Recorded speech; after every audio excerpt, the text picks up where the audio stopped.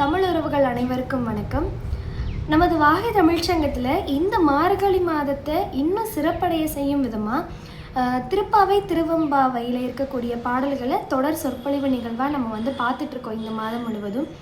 அதில் இன்றைக்கி நான் உங்களை சந்திக்கிறதுல ரொம்ப மகிழ்ச்சி அடைகிறேன். இன்றைக்கி நம்ம இப்போ பார்க்க போகிற பாடல் எது அப்படின்னா, திருவெம்பாவையில் இருக்கக்கூடிய பாடலில் ஒன்றான ஒரு 6வது பாடலை பற்றி தான் நம்ம இந்த காணொலியில் நம்ம பார்க்க போகிறோம். முதல்ல இந்த திருவெம்பாவை பாடல்களோட சிறப்பு, இதை பாடுறதுனால நம்மளுக்கு என்னென்ன நன்மைகள்லாம் கிடைக்கும் அப்படிங்கிறது கொஞ்சம் பார்த்துட்டு அதுக்கப்புறம் நம்ம பாடல்களுக்குள்ளே போகலாம். சரியா? இப்போது இந்த திருவெம்பாவை பாடல்களை இயற்றினது யார் அப்படின்னு பார்த்தோம்னா நம்ம மாணிக்கவாசகர் ஐயா தான். சிவபெருமான மையமாக வச்சு இந்த பாடல் எல்லாம் இயற்றப்பட்டிருக்கு அப்படின்னு நம்ம எல்லாத்துக்குமே நமக்கு தெரிஞ்சது தான். கல்லை கூட கரைய வைக்கிற சக்தி மாணிக்கவாசகர் எழுதின திருவாசகத்துக்கு இருக்குது அப்படின்னு நம்ம எல்லாருக்கும் தெரியும். இந்த திருவாசகத்துக்கே ஒரு தலையாய ஒரு நூலாக இருக்குது, ஒரு பாசுரமாக இருக்குது அப்படின்னா அது இந்த திருவெம்பாவை அப்படின்னு நம்ம தாராளமாக சொல்லலாம். ஏன்னா இந்த பாசுரங்கள் எல்லாத்துலேயுமே சிவபெருமான் கிட்டக்க உன்னையவே நான் வணங்கணும், உன்னையவே நான் எப்பயுமே நினச்சிட்டே இருக்கணும் அப்படின்னு கேட்குற மாதிரியும் நிறைய தத்துவங்களை பற்றி எடுத்து சொல்கிற மாதிரியுமான செய்திகள் இதில் அதிகமாக இருக்கிறத நம்மளால் பார்க்க முடியும். இந்த திருவெம்பாவைக்கு சிறப்பாக விளங்கக்கூடியது எது அப்படின்னு பார்த்தோம்னா, எல்லா பாசுரங்கள்லேயும் இறுதியிலையுமே எம்பாவாய் எம்பாவாய் அப்படின்னு ஒரு வார்த்தைகளோடு முடிப்பாங்க. இந்த வார்த்தை தான் இந்த திருவெம்பாவைக்கே ரொம்ப சிறப்பானது அப்படின்னு சொல்கிறாங்க. இதனால தான் இதுக்கு திருவெம்பாவைனே பெயர் வந்தது அப்படின்னு கூட பல பேர் இதில் சொல்லிட்டு இருக்காங்க. இதில் இறுதியில் ஏலோர் எம்பாவாய் அப்படின்னு சொல்லும்போது என்ன சொல்கிறாங்க அப்படின்னா, இந்த பாவை பெண்ணே நீ எழுந்து நீராடவா, இறைவனை நம்ம போய் வணங்கலாம் அப்படின்னு அவளை கூப்பிடுற மாதிரி அந்த வரி அமைஞ்சிருக்கும் அப்படின்னு சொல்கிறாங்க. இதோட இன்னொரு பெரிய சிறப்பு என்ன அப்படின்னு பார்த்தோம்னா, தமிழர்களாகிய நம்மளுடைய கடவுள்கள் வைணவம் சைவம் அப்படின்னு இருக்கிறதுனால இந்த திருவெம்பாவை பாடல்கள்லாம் நம்ம பாடிக்கிட்டு வரோம். அடிக்கடி நம்ம திருக்கோயில்கள்லையும் இதை கேட்குறதுக்கான வாய்ப்புகள் நமக்கு அமையும். ஆனால் வெளிநாடுகளில் கூட இந்த திருவெம்பாவைலாம் ரொம்ப பிரதிஷ்டை பெற்றிருக்கு எல்லார்கிட்டையும். எல்லாருக்கும் இது பிரபலமாக இருக்குது அப்படின்னு நம்ம கேட்குறது ரொம்ப ஆச்சரியமான ஒரு விஷயம்தான். ஏன் அப்படின்னு பார்த்தோம்னா, தாய்லாந்தில் இருக்கக்கூடிய அந்த அரசர் முடிசூட்டி கொள்ளும்போது அந்த திருவெம்பாவை பாடல்கள் தான் அங்கே பாடப்படுது அப்படின்னு சொல்கிறாங்க. அப்போது தமிழ்நாட்டில் இந்த மாதிரியான கலாச்சாரம் இப்போ கொஞ்சம் கொஞ்சமாக அழிஞ்சிக்கிட்டே வருது. ஏன்னா இப்போ இருக்கிற காலகட்டமும் நமக்கு முந்தைய காலகட்டமும் வேறான நிலைப்பாட்டில் தான் இருக்குது. அவங்கெல்லாம் நார்மலாகவே காலையில் 5 மணிக்கு எழுந்திரிச்சு திருக்கோவிலுக்கு போகிறத ஒரு வழக்கமாக வச்சுருந்தாங்க. ஆனால் இப்போலாம் நம்ம ஏதாவது ஒரு விழாக்காலங்களில் மட்டும்தான் நம்ம இந்த திருக்கோயில்களுக்கெல்லாம் போய்கிட்டு இருக்கோம். அப்போது இந்த மாதிரி ஒரு நிலைமையில் இன்னைக்கு வரைக்கும் தாய்லாந்தில் இந்த திருவெம்பாவை பாடல்கள் அந்த மன்னர்கள் முடிசூட்டி கொள்ளும் போது பாடப்படுவது அப்படிங்கிறது இந்த உலகத்திலேயே சிறந்த விஷயம் அப்படின்னு சொல்கிற மாதிரியான ஒரு விஷயம்தான். இதில் எப்படி இருக்கும் அப்படின்னா, கன்னிப்பெண்கள் தன்னுடைய தோழியரை துயில் எழுப்புற மாதிரி, அவங்க கூட்டமாக சேர்ந்து பேசிக்கிட்டு போகிற மாதிரி, அந்த மாதிரி தான் விஷயங்கள்லாம் இடம்பெற்றிருக்கும். அதே மாதிரி இதனால் என்ன பயன் அவங்களுக்கு அப்படின்னு பார்த்தோம்னா, கண்ணிறைந்த கணவன் எனக்கு வேணும் அப்படின்னு இறைவன்கிட்ட வணங்குறதுக்காகவும் வழிபடுறதுக்காகவும் நல்ல ஒரு வீரமான ஒரு ஆண்மகன் வேணும்னு கேட்குறதுக்காகவும் தான் இந்த பாவை நோன்பு மார்கழி மாதத்தில் பெண்கள் இருக்காங்க அப்படிங்கிறத சொல்கிறாங்க.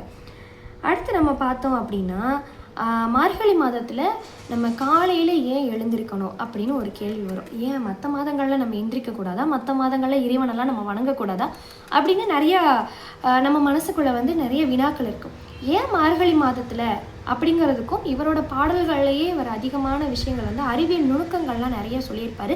நிறைய அறிவியல் சிந்தனைகளும் இருக்கும். அதே மாதிரி ஆண்டாளியற்றிய திருப்பாவையிலையுமே நிறைய ஆன்மீக சிந்தனைகள் இருக்கிற மாதிரி அறிவியல் சிந்தனைகளும் நிறையா சொல்லியிருப்பாங்க.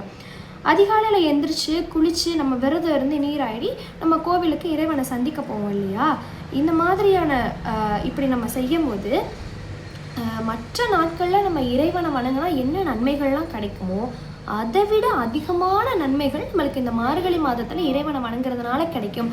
அப்படி வணங்கும் போது நம்ம இந்த பாசுரங்கள்லாம் பாடணும்னா இன்னும் சிறப்பாக இருக்கும் அப்படிங்கிறது தான் எங்களோட கருத்து. அதனால தான் நம்ம படிக்க முடியலைனாலுமே மற்றவங்க சொல்கிறத கேட்டு அந்த பயனை நம்ம பெற்றுக்கலாம் அப்படின்னு தான் நம்ம வாகை தமிழ் சங்கத்தில் இந்த மாதிரி ஒரு முன்னெடுப்பு எடுத்து இந்த ஒரு நிகழ்வு நம்ம நடத்திட்டு வரோம்.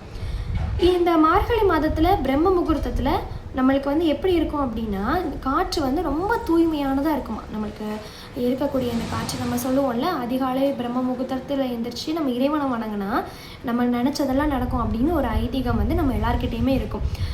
அந்த அந்த நேரத்தில் ஏன் அப்படின்னா உலகமும் அமைதியாக இருக்கும். அதே மாதிரி நல்ல தூய்மையான காற்று அப்போ இருக்கும். அப்போ நம்ம அந்த தூய்மையான காற்று இருக்கக்கூடிய நேரத்தில் நம்ம எழுந்து நீராடி இறைவனை தரிசிக்க போகும்போது நம்மளுடைய உடம்பும் சரி, நம்மளுடைய மனசும் சரி ரொம்ப நல்லா இருக்கும். அதே மாதிரி நமக்கு ஒரு நிம்மதி கிடைக்கும். நம்மளுக்கு இரத்த ஓட்டம் வந்து அதிகரிக்கும் நம்ம உடலில். அப்படிங்கிறதுக்காகத்தான் இந்த மார்கழி நிகழ்வு அப்படின்னு ஒன்று வச்சுருக்காங்க. இப்போ சாதாரணமாக நம்ம யார்கிட்டையாவது போய் நீ டெய்லி காலையில் 5 மணிக்கு எந்திரி அப்படின்னு சொன்னால் நிச்சயமாக எந்திரிக்க மாட்டாங்க. ஆனால் நீ எந்திரிச்சா இந்த மாதிரி பலன்லாம் உனக்கு கிடைக்கும் அப்படின்னு நம்ம யார்கிட்டையாவது சொன்னோன்னா நிச்சயமாக அவங்க அதை பண்ணுவாங்க இல்லையா. அதனால தான் நம்ம முன்னோர்கள் எல்லாத்துக்கும் ஒரு காரண காரியம் வச்சு இதெல்லாம் செஞ்சுருக்காங்க. இப்போது நம்ம இன்றைக்கி பார்க்க போகிற பாசுரத்துக்குள்ளே போயிடலாம். இன்றைக்கி நம்ம திருவெம்பாவையில் இருக்கக்கூடிய 6வது பாசுரம் பற்றி தான் நம்ம பார்க்க போகிறோம். இந்த பாசுரம் என்ன சொல்லுது அப்படின்னா, ஒரு தோழி தூங்கிக்கிட்டு இருக்கா. அவள் நேற்று அவள் தோழியர் கூடத்துக்கிட்ட என்ன சொல்லியிருக்கா அப்படின்னா, நாளைக்கு நான் தான் உங்கள் எல்லாருக்கும் முன்னாடி எந்திரிப்பேன், எந்திரிச்சு உங்கள் எல்லாரையும் நான் தான் வந்து எழுப்புவேன் கோவிலுக்கு போகிறதுக்கு அப்படின்னு சொல்லியிருக்கா. அப்போது அடுத்த நாள் ஆயிடுச்சு, காலையில் விடிஞ்சிருச்சு. ஆனால் எந்திரிக்கவே இல்லை. ஆனால் அவளை தவிர மீதி எல்லாரும் எந்திரிச்சு அவளோட வீட்டுக்கு முன்னாடி கூட்டிட்டாங்க. இப்போ வெளியிலேருந்து இப்போ சாதாரணமாக நம்மளோட தோழி வந்து இன்னும் கிளம்பி வரலன்னா நம்ம என்ன பண்ணுவோம், இன்றைக்கி வந்து அலைபேசியில் தொடர்பு கொட்டி எங்கே இருக்கேன் அப்படின்னு நம்ம கேட்போம். அந்த காலத்தில் எல்லாரும் ஒரே தெருவில் தானே இருந்திருப்பாங்க.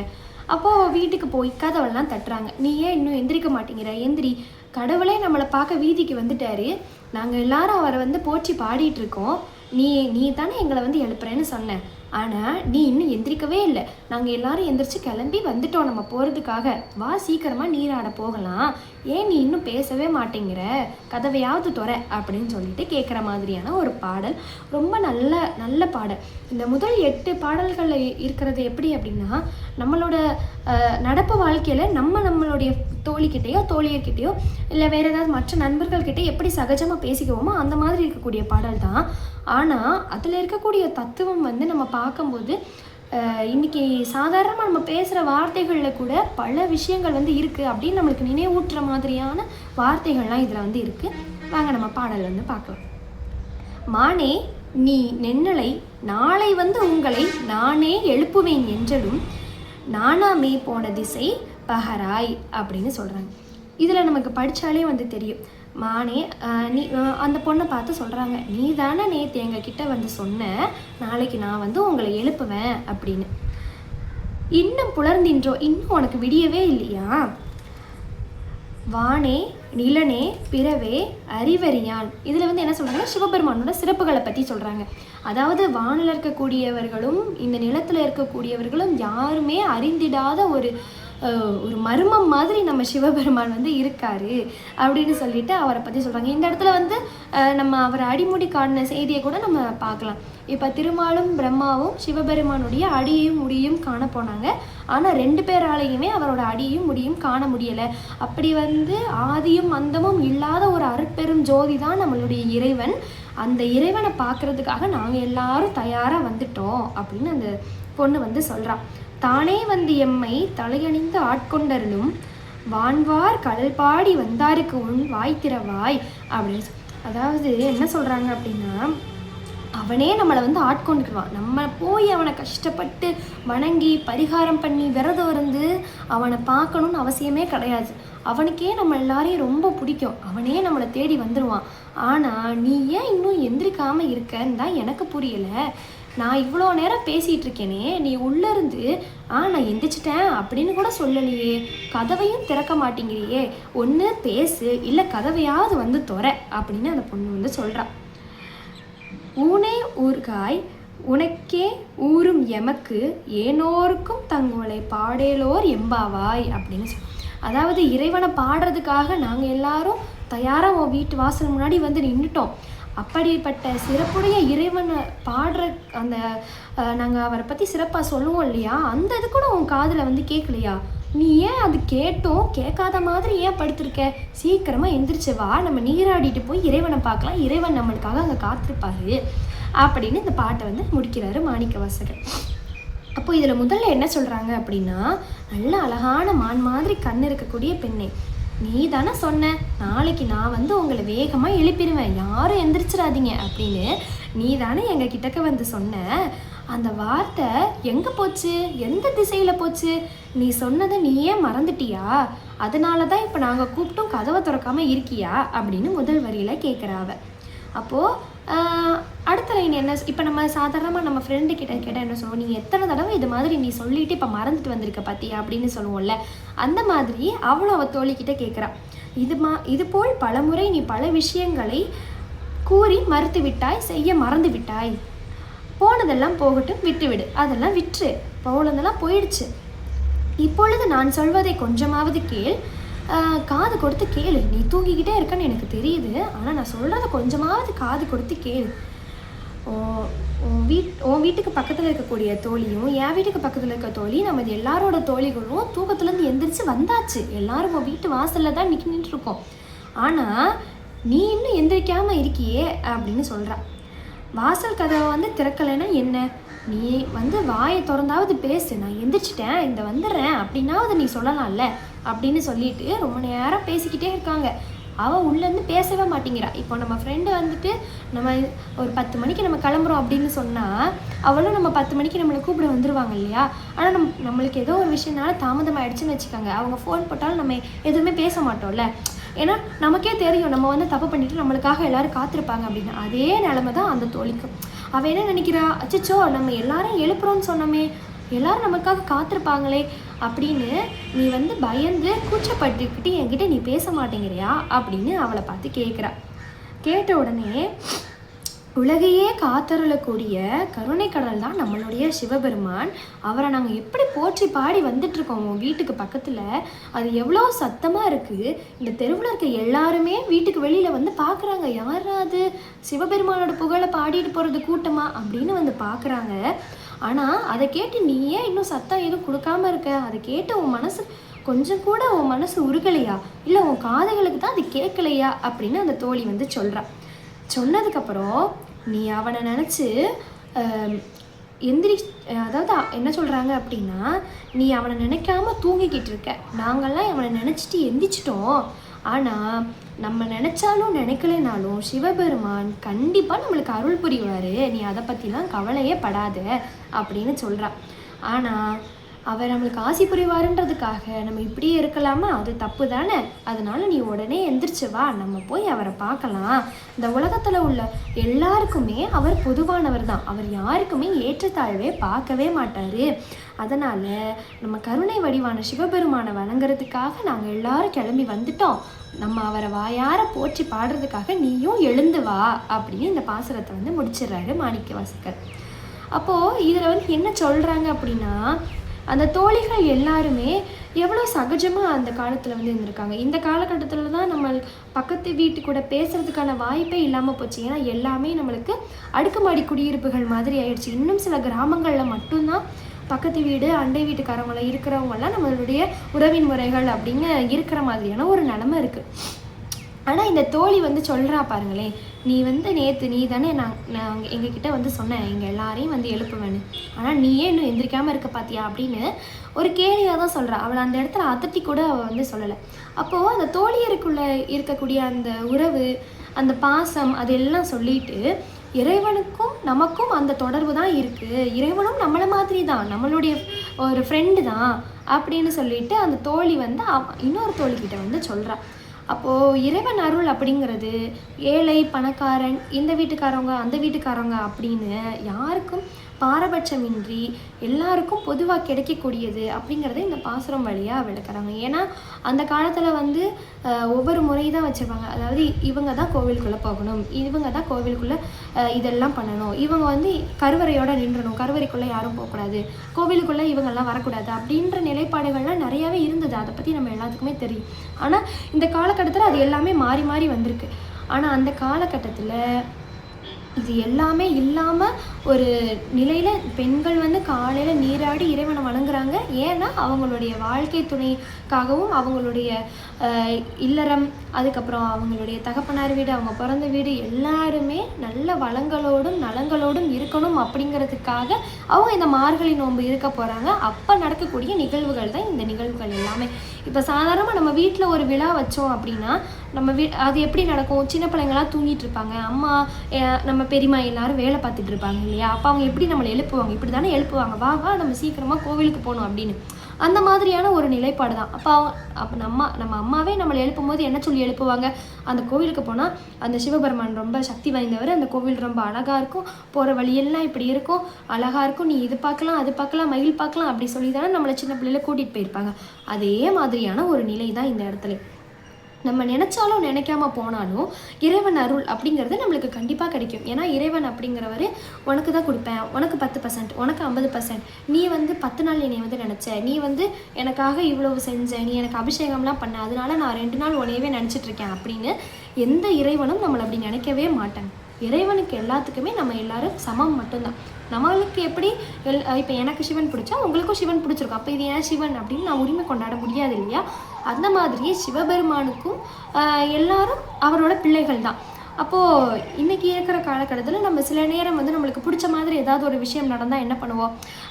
இறைவன் வந்து நம்ம நினச்சதை வந்து கொடுத்துட்டாருப்பா அப்படின்னு அவரை வந்து போற்றி நம்ம பாடிக்கிட்டு இருக்கோம். இப்போ ஏதோ ஒன்று தவறுதலாக வேறு மாதிரி நடந்துருச்சு அப்படின்னா நம்ம என்ன பண்ணுவோம்? இறைவன்கிட்டயே போய் முறையிடுவோம். நீ ஏன் இப்படி பண்ண? நான் உனக்கு இதெல்லாம் பண்ணேன்னு தானே, நான் உன்னை நினச்சேன் தானே, ஆனால் நீ ஏன் வந்து எனக்கு இப்படி செய்யலை, இந்த மாதிரி உன்னை நடக்க போகுது அப்படிங்கிறது நீ எனக்கு முன்னாடியே சொல்லியிருக்கலாமே, இல்லை நான் தான் உன் பிள்ளையாச்சே, நீ ஏன் என்னை காப்பாற்றிருக்கலாமே அப்படின்னு நம்ம அவரு கூடயே வந்து நம்ம ஒரு வாக்குவாதம் மாதிரி பண்ணுவோம் இல்லைங்களா? சில நேரம் கோபப்பட்டு அவரை திட்டக்கூட செஞ்சுருவோம். நம்ம நீ வந்து இப்படி பண்ணுற, இனிமேல் நான் உனக்கு இது பண்ண மாட்டேன் அது பண்ண மாட்டேன் அப்படி, அதாவது ஒரு கொடுத்தல் வாங்கல் மாதிரி நம்ம நினச்சிட்ருப்போம். ஆனால் இறைவன் அப்படிங்கிறது அது கிடையாது. அது ஒரு நம்ம மனசில் இருக்கக்கூடிய ஒரு ஆழமான எண்ணம், அது ஒரு நல்ல ஒரு சக்தி, நம்ம மனசுக்கு வந்து அமைதியை வந்து கொடுக்கக்கூடியது அப்படிங்கிறத இவரோட பாடல்கள் மூலமாக நம்ம பார்க்கலாம். இங்கே இருக்கக்கூடிய எல்லா உயிர்களுக்குமே அருளை வந்து வாரி வழங்கக்கூடியவர் தான் நம்மளுடைய எம்பெருமான். ஆனால் அதை நம்ம புரிஞ்சுக்காம மகிழ்ச்சி இருக்கிற நேரத்தில் நம்ம அவரை வந்து சந்தோஷமாக பாராட்டுறோம். ஆனால் நமக்கு ஏதாச்சும் துன்பம் வர வேலையில் கூட அவர் வந்து நம்ம அப்படியே திட்டி தீர்த்துடுறோம். ஆனால் இறைவனோட குணம் வந்து அது கிடையாது.